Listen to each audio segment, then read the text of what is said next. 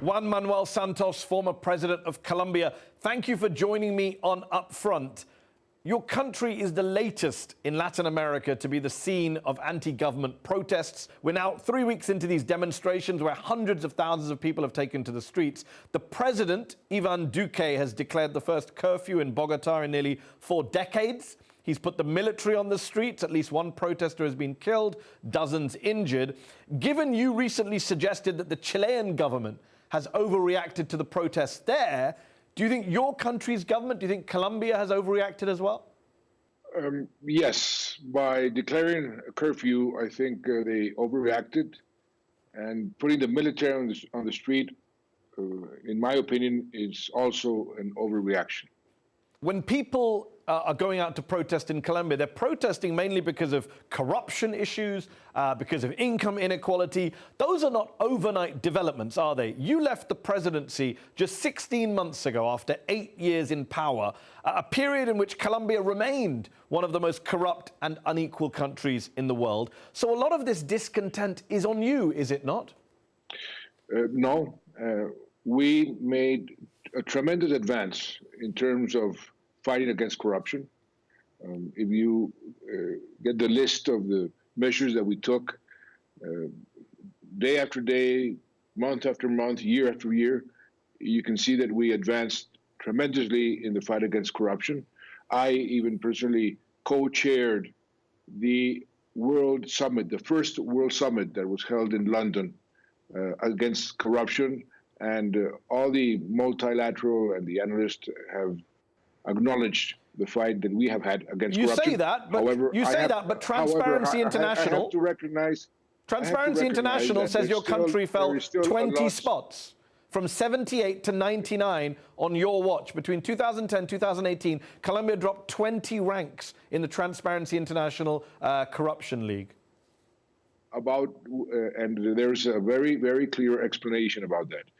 Because we took measures, like, for example, every single contract that the government signed must be made public.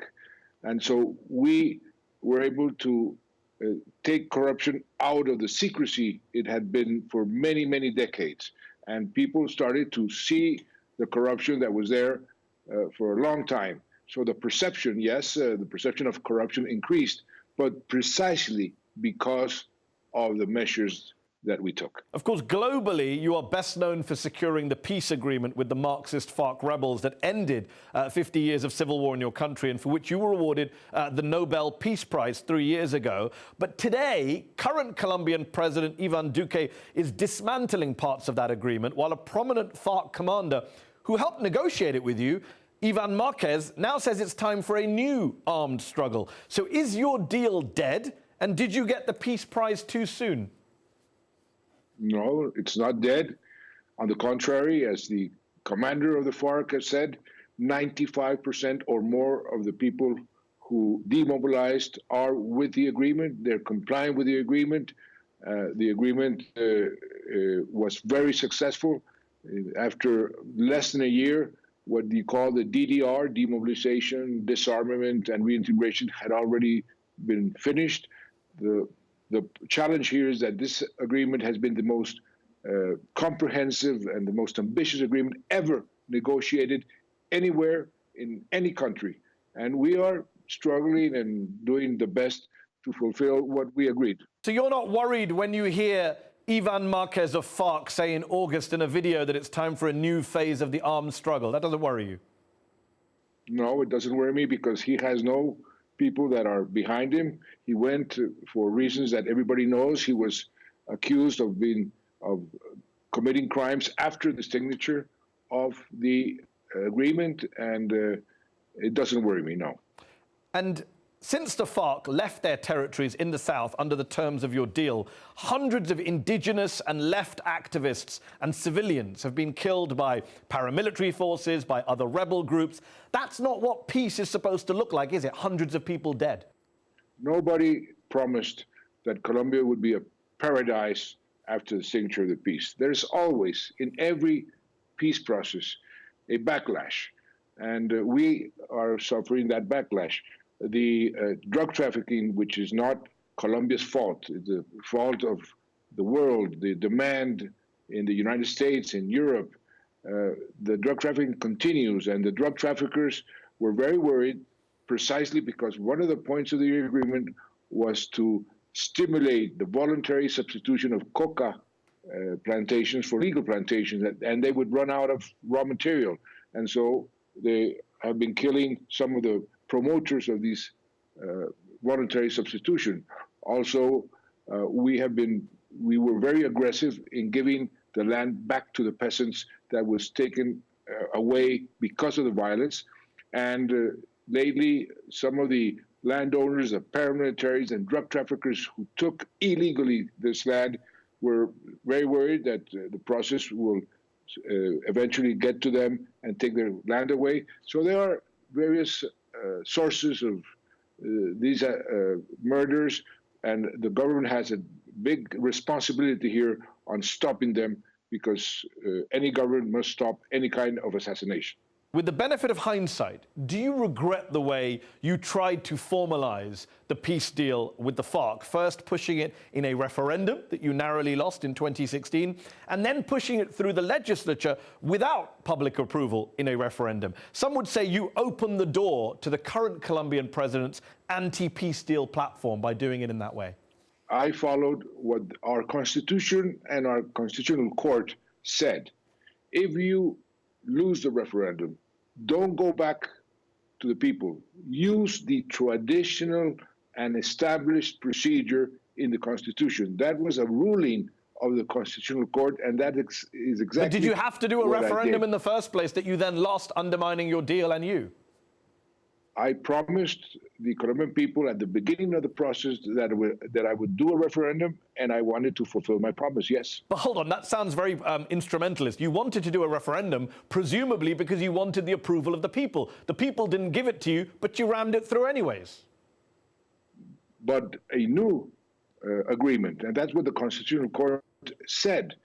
You must renegotiate an agreement. I asked the leaders of the no vote to come to the table.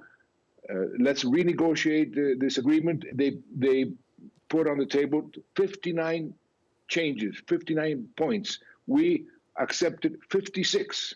So we had a new agreement, and the Constitutional Court had established very clearly that if you have a new agreement, you can go ahead, but not through a referendum, but through the normal channels, which is the Congress. And yet the current president, Mr. Duque, was elected to office running on a pledge to dismantle parts of that agreement. So obviously, you didn't do that great a job of getting the Colombian public on board, if so soon after the deal, they're voting in a guy who's going to dismantle the deal. But you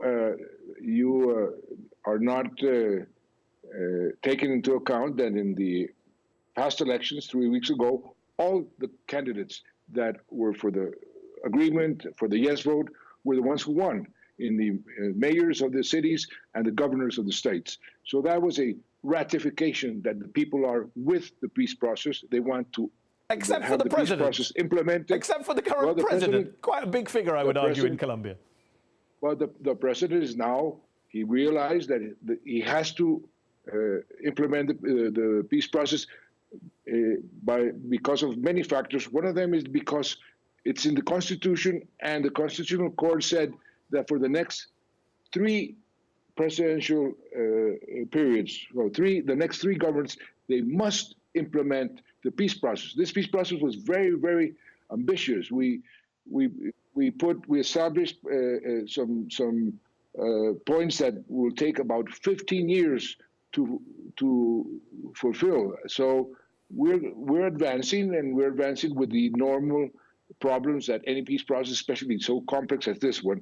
But I am quite satisfied that many, many thousands of lives have been saved. The FARC is no longer the biggest, oldest, strongest guerrilla group in the Americas. It is now a political party, and that's what a peace process is all about.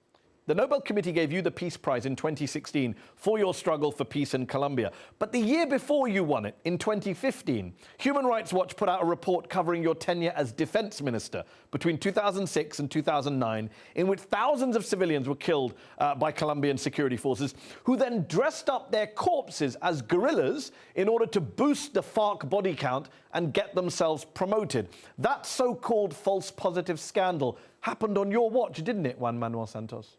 You are now distorting exactly what happened, because you know very well that I was the one who stopped that.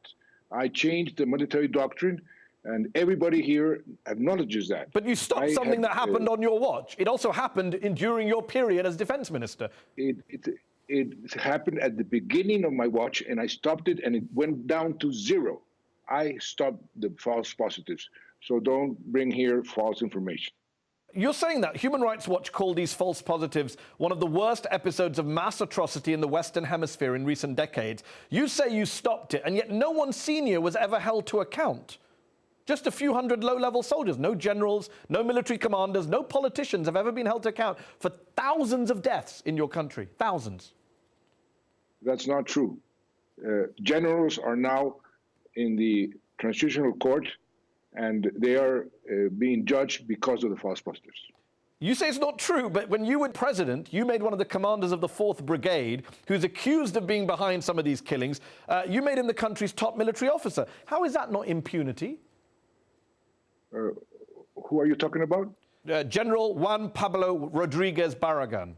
When he was the commander of the armed forces, he had nobody had any accusations against him. What happened afterwards, and nobody has made him responsible for That's not true. You said nobody. That's not true.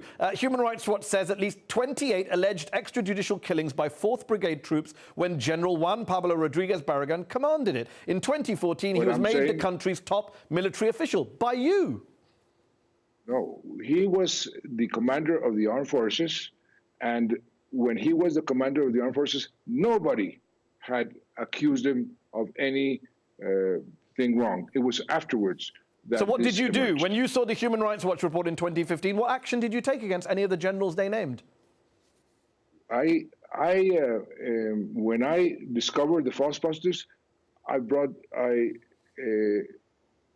down the commander of the army and many more generals.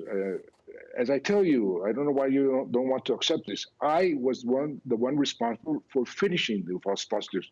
Why do you insist on denying that? I'm not denying it. I'm just wondering, at the time, you did remove the heads of Army, Air Force, Navy, but you said it was a routine change. You didn't say it was punishment for the false positives. No, sir. That's what the Telegraph newspaper quotes you as saying in 2015. That is not true. So you removed them as punishment. You removed them as punishment for being involved. Yes. Did you prosecute them? And I removed it against. They afterwards. They are now in the process, in the judicial process. They are now being the heads of Army, Navy, and Air Force on your watch. No, Navy and Air Force. No, the head of the Army is now being prosecuted as a result of your decision making. Yes. Okay. As a result of the process. Yes. Just looking at your part of the world, it seems beset by political chaos these days. On the left, you have Evo Morales out in Bolivia in what some call a coup, pressure on Maduro to step down on Venezuela. On the right, you have conservative former President Macri of Argentina beaten last month. In the election, you have protests in Ecuador, in Chile, in Colombia. As a former national leader looking at your region, what do you think the political future holds for South America? Well, it's not only in South America and in Latin America. You go to France, you go to Lebanon, you go to Iraq, you go to Hong Kong. There's protests all around.